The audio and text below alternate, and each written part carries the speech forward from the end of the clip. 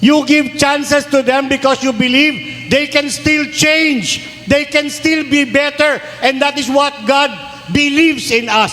Kahit sabihin nyo, hindi ako naniniwala sa Diyos. Sa palagay ko, alam niyo, ang totoong kasalanan sa mata ng Diyos, yung hindi kayo marunong bumangon pag natutumba kayo.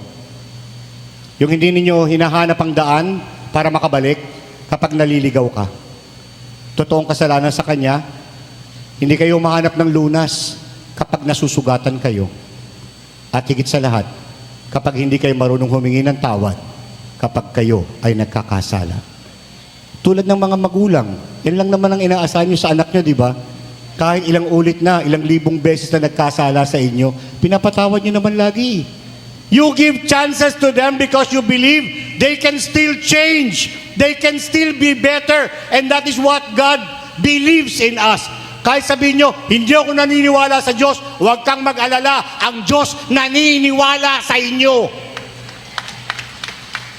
At ang paniwala ng Diyos na yan ang maghahatid sa atin sa pagbangon sa ating pagtumba ng lunas at hilom ng sugat na ating natamo. Yan ang magdudulot sa atin.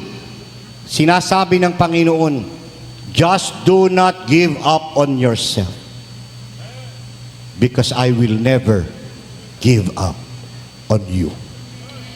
Huwag kayong mapapagod at magsasawa sa inyong sarili dahil hindi naman po mapapagod at magsasawa ang Diyos ni Yahweh El Shaddai.